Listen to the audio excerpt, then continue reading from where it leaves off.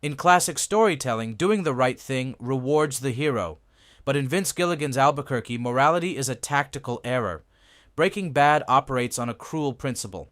Every time a character acts out of empathy, honesty, or love, the world punishes them with relentless brutality. Good intentions don't save you here. They function as a lightning rod for disaster. Today, we are analyzing how Breaking Bad turns human decency into a death sentence. Before we dive deep into the narrative architecture of the series, a quick note. This video contains major spoilers for all 5 seasons of Breaking Bad. If you haven't finished the show, proceed at your own risk. Our journey into this moral inverse begins not with a criminal, but with the ultimate representative of the law, Hank Schrader. For the first 2.5 seasons, Hank is framed as the ultimate alpha male. He is loud, confident, and seemingly unshakable. But as he draws closer to the violent reality of the drug trade, that armor shatters. Following a severe panic attack and immense psychological trauma, Hank loses control and brutally assaults Jesse Pinkman. In the culture of law enforcement presented in the show, the path of least resistance is simple. Cover it up. Hank's wife Skyler and his superiors subtly offer him a way out. All he has to do is lie, construct a plausible story of self-defense, and preserve his career. This is the exact moment Hank decides to do the right thing. He chooses moral accountability over self-preservation. He looks at himself in the mirror, accepts that he crossed a line, and signs his own disciplinary confession. He voluntarily hands over his badge and gun, choosing integrity over corruption. And how does the universe of Breaking Bad reward this moment of pure moral clarity? It strips him completely defenseless. Within minutes of handing over his weapon to honor the law, Hank sits in a supermarket parking lot, totally unarmed. At that exact second, the cousins, Lionel and Marco Salamanca, arrive to execute him. The tragic irony is inescapable. Had Hank been corrupt, had he lied and kept his badge and sidearm, he would have been fully prepared to defend himself. Instead, his decision to be an honest man leaves him bleeding on the pavement, clinging to life, and paralyzed from the waist down. Vince Gilligan sets the rule early. In Albuquerque, the moment you drop your weapons to embrace morality, the world shoots you in the back.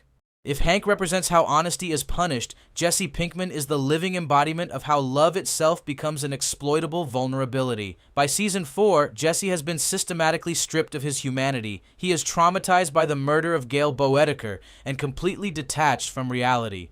The only thing tethering him to his remaining conscience is his relationship with Andrea and her young son Brock. Jesse's intentions here are pure. He doesn't want anything from them. He doesn't demand affection or validation. He simply wants to ensure that a young mother and her child are safe, housed, and protected from the toxic cycle of poverty and addiction that destroyed his own life. It is the most selfless, gentle relationship in the entire series. In a normal story, this love would be Jesse's redemption. In Breaking Bad, love is just a software bug for a sociopath to exploit. Walter White realizes that Jesse is slipping away from his control and aligning with Gus Fring. To pull Jesse back into his orbit, Walt analyzes Jesse's psyche and identifies his purest quality, his love for Brock, and transforms it into a weapon. Walt poisons Brock with Lily of the Valley, placing a child's life on the line. He manipulates Jesse into believing that Gus Fring committed these atrocities, weaponizing Jesse's frantic, desperate concern for Brock to turn him into an assassin once again. The cruelty of the writing here is staggering. Jesse's instinct to protect a child is turned against him, tricking him into orchestrating the death of Gus Fring and running straight back into the arms of the man who actually poisoned the boy. Every time Jesse opens his heart to care for someone, the narrative takes that love, sharpens it into a blade, and thrusts it directly into his chest. Perhaps the most catastrophic example of a good intention leading to absolute ruin occurs at the end of Season 2. At this point in the story, the relationship between Walter White and Jesse Pinkman has completely fractured. Jesse is heavily addicted to heroin alongside Jane, and Walt has cut him off, withholding his half of the drug money to prevent him from overdosing. Late one night, Walt walks into a bar, utterly exhausted. By pure cosmic coincidence, he sits down next to a stranger named Donald Margolis, unaware that Donald is Jane's father. They engage in a quiet, deeply intimate conversation about parenting. Donald speaks about the burden of loving a child who is lost, uttering the fateful words, "You never give up on family." This conversation touches something human inside Walter. For a brief moment, he stops thinking like a drug lord and starts feeling like a father again. He realizes that despite all their fights, he cannot abandon Jesse to his addiction. He chooses to act on a rare impulse of genuine parental care. He leaves the bar and heads directly back to Jesse's apartment to try and save him. That single, good-natured decision sets off the worst tragedy in the history of the show. When Walt enters the bedroom, he tries to wake Jesse up. In doing so, he accidentally nudges Jane onto her back. Seconds later, she begins to choke on her own vomit. Driven by a sudden dark calculation, Walt stands over her and watches her die.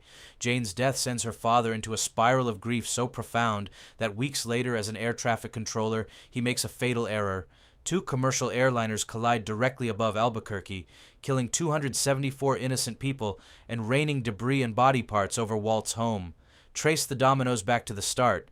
If Walt had remained cynical, if he had ignored Donald's advice in that bar, and if he had simply stayed home, Jane would be alive, and two planes would have passed safely in the sky.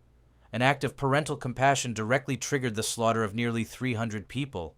To understand how early this rule was established in the series, we have to look back at Season 2, in the fan-favorite episode Peekaboo. Jesse is sent to retrieve stolen drug money from Spooge and his girlfriend, a pair of severely neglected addicts.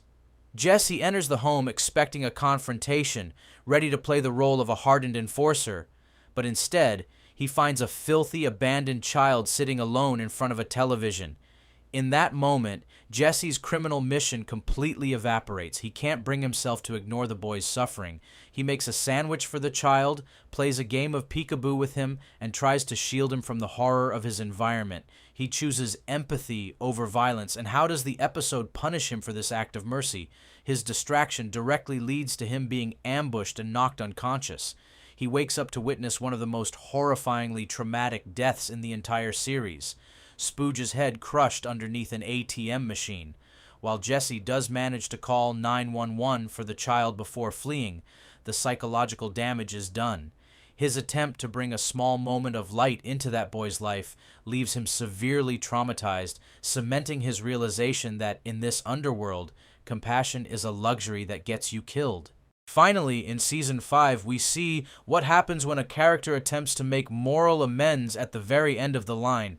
Buried under the weight of his guilt, specifically over the murder of young Drew Sharp during the train heist, Jesse decides he can no longer live with his $5 million of drug money. He views it as blood money. In an act of desperate atonement, Jesse attempts to give the money away. He tries to send half of it to Drew Sharp's family, and eventually drives through low-income neighborhoods in the dead of night, throwing stacks of cash onto random front lawns like a tragic Santa Claus. He wants no reward. He simply wants to purge his soul. In any standard narrative, a character giving away their ill-gotten wealth to the poor is a sign of ultimate redemption. In Breaking Bad, it triggers his final downfall. This act of erratic generosity instantly attracts the attention of the police, leading directly to Jesse's arrest. It puts him on Hank's radar, sets him on a collision course with Walter White, and ultimately places him directly in the crosshairs of Jack Welker's neo-Nazi gang. Jesse's final attempt to clean his hands and do something good with his fortune is the exact catalyst that leads to his enslavement, torture, and imprisonment in a concrete pit. When you step back and look at the entire story of Breaking Bad, a disturbing pattern begins to emerge. Vince Gilligan didn't create a world where morality is meaningless. Instead, he created a world where morality is constantly tested by a corrupt and violent environment. In Albuquerque, doing the right thing does not always guarantee protection. Characters who hold on to their empathy, honesty, and compassion often become vulnerable. Not because those qualities are weaknesses, but because they exist in a world filled with people willing to exploit them. Hank's honesty leaves him defenseless. Jesse's love for Brock becomes something Walt can manipulate.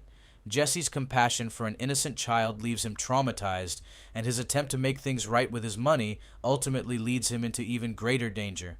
But the lesson of Breaking Bad is not that we should abandon our humanity. The tragedy is that these characters live in a world where good intentions alone are not enough. Compassion needs boundaries, honesty needs courage, and doing the right thing sometimes requires the strength to protect yourself from those who would take advantage of it. Breaking Bad challenges the classic idea that good actions will always be rewarded. Instead, it shows us a more complicated truth. Being a good person does not make you immune to suffering, but losing your humanity comes at a far greater cost. If you enjoyed this deep dive into the writing of Breaking Bad, make sure to hit the like button and subscribe to the channel for more storytelling analyses. Let me know in the comments below, do you think Jesse's empathy was a weakness that the world exploited, or the one thing that kept him human throughout the series? Thanks for watching, and I'll see you in the next video.